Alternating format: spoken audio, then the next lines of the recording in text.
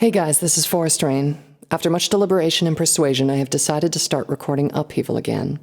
If you haven't been following my channel and are wondering why my voice is so different, go watch my video, Why Is Your OC a Girl, for an explanation. Otherwise, I hope the differences in my narration aren't enough to dissuade you from listening to this amazing story. Don't mind the change in chapters here, because it's been a while since I've done Upheaval. Visiden has made some changes to it, and consequently the spike stuff has been moved over to Upheaval Legacy. So we're actually going back to chapter 29, but rest assured that this is the next chapter. All right, without further ado, here we go. Upheaval, Reckoning, Chapter 29, Unshakable Loyalty. A couple of days had passed since Hashimisha's group successfully captured Scarlet Rabbit and the Kodal Pony. They made their way south as stealthily as possible, holding up during the day and traveling cautiously at night. Though the slaves she picked were all Pegasi, Hashimisha had them stay on the ground to avoid the aerial patrols. It didn't take long for them to notice an increase in those patrols, slowing progress. It helped that their ally, Longstride, was on lookout.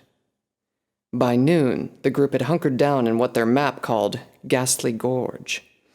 They stayed in a cave by the river, disguising the entrance as best they could.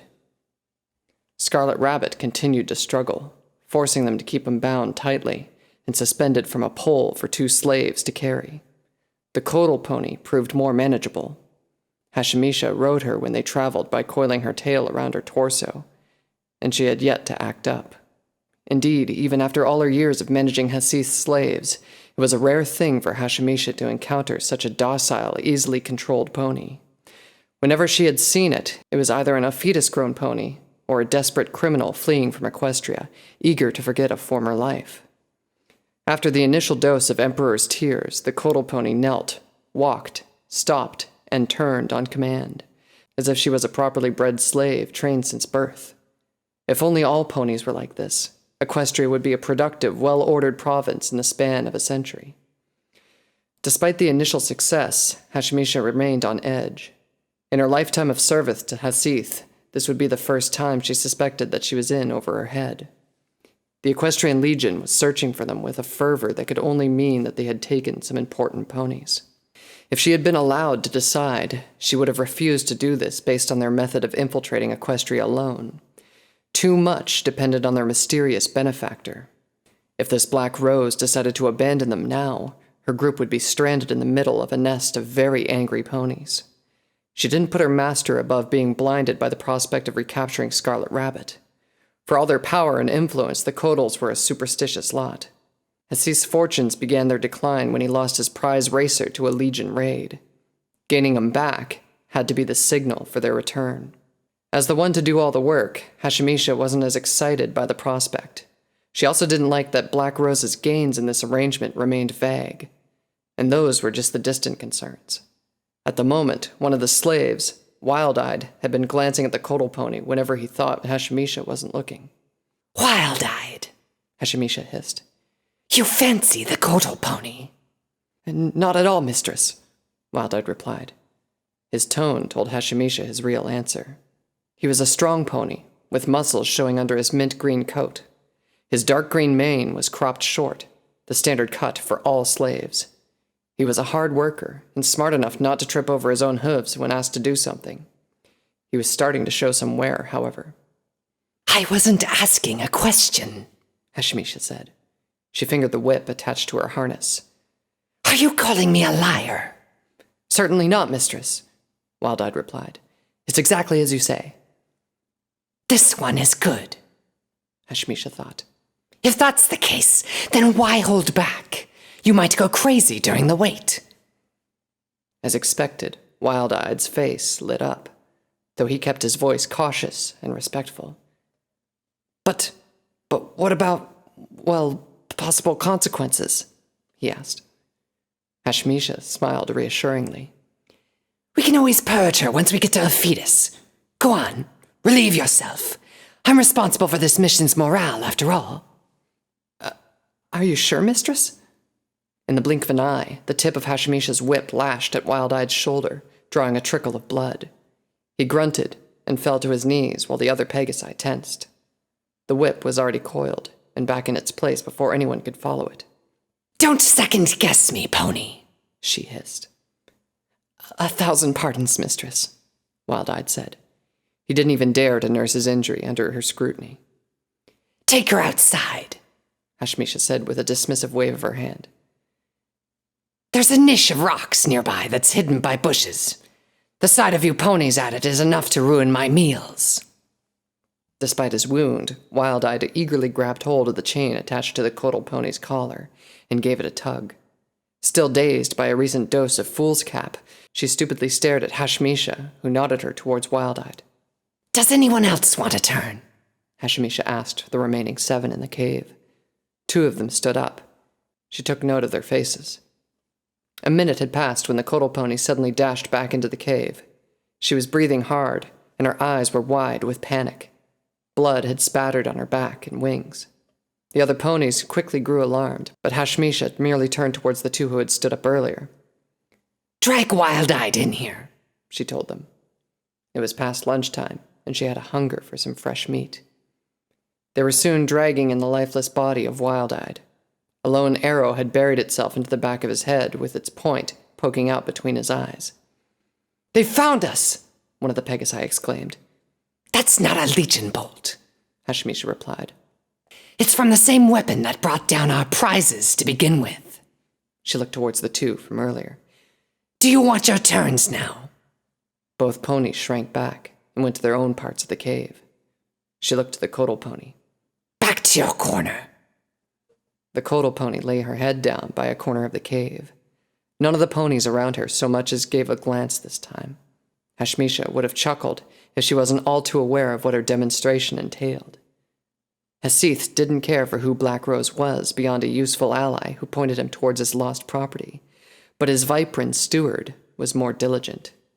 This Longstride was a highly dangerous pony, and he was but a servant. How dangerous was this Black Rose?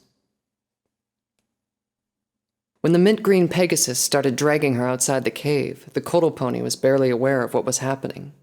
The world was a fogged-up place of dulled sounds, muted colors, and pleasant feelings. She had looked to the mistress, thinking that the snake wanted her to do something. If it meant more of this sensation, she would do anything. Once outside, things took a horrible turn. The mint-green Pegasus shoved her against the stone face of the gorge, just by some bushes. When he grabbed her tail, a rising panic beat back the euphoria. She was just about to struggle when the arrow struck. Hot liquid splattered across the Kodal pony's back and wings as the stallion fell over. At the sight of the arrow, her mind exploded with sudden, familiar sensations and memories. The feeling of cold snow under her hooves, some pony's blood splattering on her body, the snarl of a monstrous creature, ponies being struck by bolts, and, most of all, a crushing sense of failure that gripped her heart tightly. The images cut through the haze of euphoria as easily as sunlight cut through morning fog. The cave's darkness offered no comfort when she rushed back in. The mistress merely ushered her over to a corner, then ordered the other Pegasi about. The Kodal pony huddled by herself, desperate for some more fool's cap. But all the mistress tossed her way was a rag to clean herself up. The Kodal pony did her best to reach all the difficult spots, straining her neck at some points. The blood was seeping into her coat, tainting her insides. She had to get it all off. The surge of unwelcome thoughts worsened at the sight of the crimson rag. Hot blood splattering across her face, cold snow pelting her back. What did it mean? She looked around the cave, trying to find something to focus her thoughts on. Her eyes locked onto the red Pegasus they kept tied up by a far corner of the cave. He squirmed in place, his green eyes wild and frenzied. They had gagged him so his jaws worked relentlessly against the ropes, and cloth they had stuffed between them. How long had he been like that? Days? He seethed with so much rage that it seemed to rise from him like steam. He caught her staring, and she looked away on impulse. Why? She thought. Why am I thinking all these things? She clutched at her head, pressing her hooves against her skull to try and squeeze out all the garbled thoughts, the unwanted images, and, most of all, the constant feeling of failure. What had she failed at? She had done everything the mistress asked. She was even rewarded for behaving. You still want that race? He's nowhere near a Pegasus like you, right? You're fast. You've got your sonic rain boom, and most importantly, you mean what you say. She pictured that same red pony saying those words. They made no sense no matter how confident and reassuring they tried to be. In fact, the red pony's face was accompanied by fear and pressure. He was smiling, but there was nothing to smile about within those eyes. That smile weighed down on her more than when the mistress rode on her, or when the other Pegasi pulled on her collar. Sonic Rainboom. What was that? She didn't have anything. She was just a lowly slave. Rainbow, has Scarlet challenged you to a race?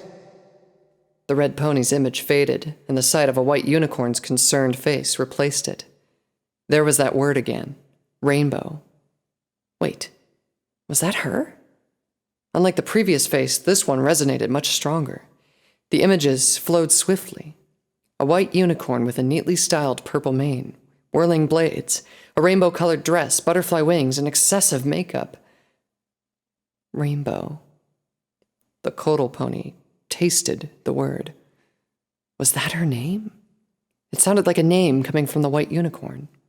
I think it's wonderful that you're staying here again, Rainbow Dash. Rainbow Dash. Yes, that hit the nail on the head. That was her name, not Kodal pony. She held on to that name as if it were a piece of driftwood in the sea of her muddled thoughts. Who was this white unicorn? Rainbow felt something different with her image. Comfort instead of uncertainty. Rainbow, you're hurt. What happened?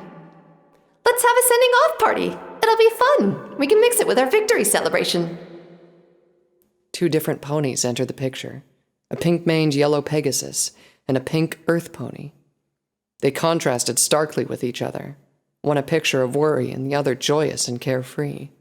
Both gladdened her for some reason. She felt as if she'd been ignoring these two. What had she been doing before the mistress captured her? Where were these ponies, and why was she not with them? How about we pledge to protect this new Ponyville? The purple unicorn hit another chord. To protect. That was what she was doing. Or, at least that was what she was trying to do.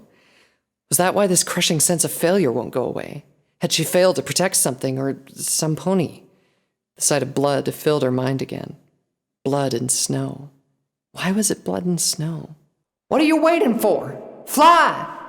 There was another pony, an orange earth pony mare in plate and chain barding, standing alone in a field of snow and holding back the jaws of a gigantic wolf-like creature. A massive swipe in Rainbow's vision filled with blood. This was it. This was where the sense of failure came from. Rainbow pressed her face against the cold, stony ground. Maybe that was why she was here. Maybe this was punishment all along. She shouldn't have tried so hard to remember if this was the truth. She looked at the mistress in a different light. Punishment. Rainbow! It was the same earth pony as before, standing on the street while Rainbow looked on from above. No condemnation showed on the earth pony's face, just a genuine sense of acceptance. Stay with us tonight. The words struck Rainbow hard. Harder than all the others. The confusion shattered at the blow. No, this wasn't punishment. No pony inflicted this on her for any reason. Not Applejack, not Twilight, Rarity, Fluttershy, or Pinkie. She saw things clearly now. She had stupidly taken on Scarlet's offer to race, then flew over to the edge of Canterlot where both of them got easily taken down and captured. She stared at the snake monster that had captured her. This thing was no executioner. It was just some cowardly reptile taking advantage of a bad decision. She tensed, ready to charge into the snake and fight her way out. No! The haze of confusion had made it so hard to think that being able to was like being able to breathe after almost drowning. She was weak from carrying the snake all night. If she charged, she would easily be repulsed and subdued. Even if she did make it out, there was still the sniper that had captured her in the first place and killed the Pegasus stallion earlier. What are you looking at, Kodal pony? The snake monster asked. Do you need something? Rainbow looked meekly away. She had broken through their hold, but they shouldn't know that. If they saw that their poison wasn't working, they'd double the dose. Better to pretend that she was just some meek little slave and look for a way to escape. She had to brace herself when they used more of that stuff that caused her to forget what had happened in the first place. She was not going to be led around anymore. Night eventually settled, and everyone was on the move again. To Rainbow's fury, the snake monster coiled its tail around her torso and rode on her again.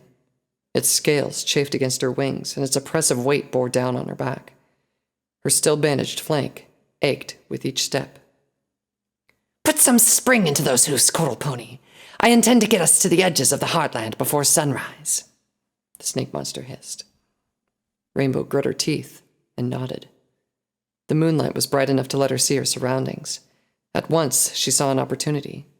It seemed that she had been acting so meek and obedient when they had her muddled up that she didn't pay a great deal of attention to her now. Her rider was more concerned with where they were going, while the other Pegasi were distracted with either trying to keep up or searching the distance. They must be trying to catch a glimpse of the sniper. Out here in the open, they were all sitting ducks. So you like my mane and tail so much, huh? Rainbow thought. She remembered the humiliating inspection. When no one was looking, she pulled out several strands from her tail. Let's see how pretty you think they are when they lead my friends right to you. She scattered the hairs around some bushes she was passing through. All throughout the night, she was going to do this, even if she had to pluck her tail bald. From his spot, Longstride watched Rainbow Dash with renewed interest. He had been wrong about this mare. She hadn't died in the first few hours. Things were also not going as badly as he expected them to be. During the last few days, Rainbow Dash had been behaving exactly as he expected, as a shameless pony slave without a thought in her head. Ophidite drugs were potent substances, even for hardened legionnaires from the south, let alone for an unexposed chosen mare. Still, Longstride wrinkled his nose at how easy it was for Hashmisha to control who was supposed to be the bearer of the element of loyalty. On the third day, he was on the verge of just shooting her when something strange happened. One of the slaves led her out of the hiding place for some worthless reason or another.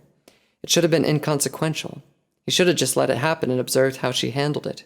If she was strong, she would survive. If she was weak, she should die.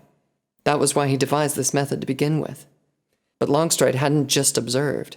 The next thing he realized, the arrow was already leaving his bow. The stallion slave was dead in an instant, and he was berating himself severely.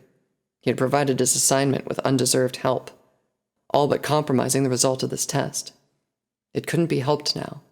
He hoped that his mistress wouldn't be too displeased with his botching that part. However, the result had given him pause.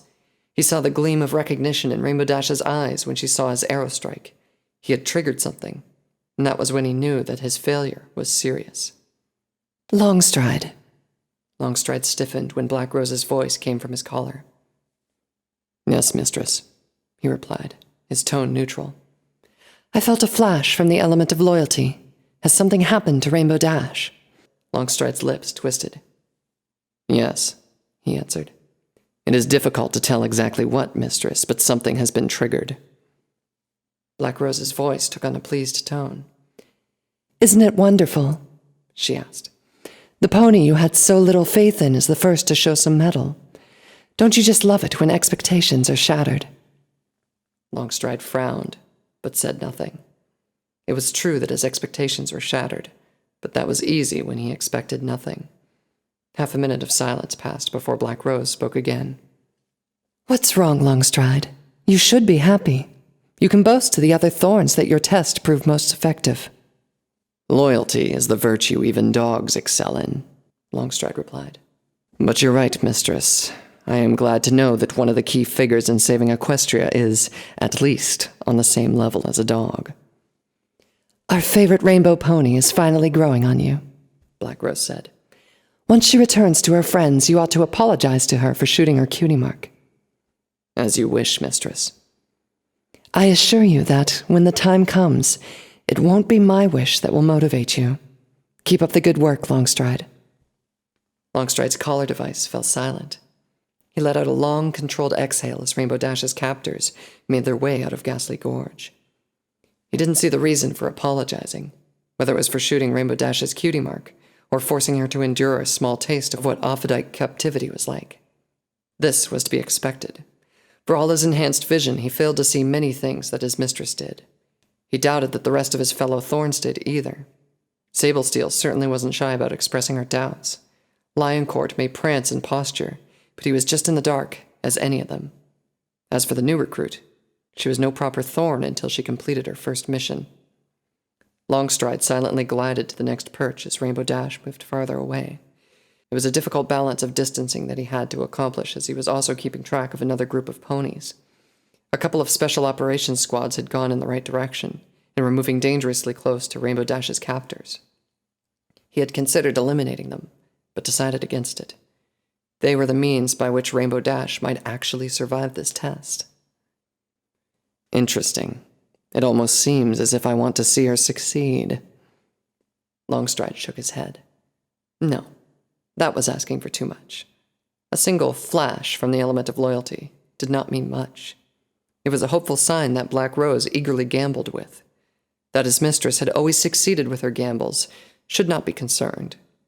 There was a first time for everything, especially when one tempted fate.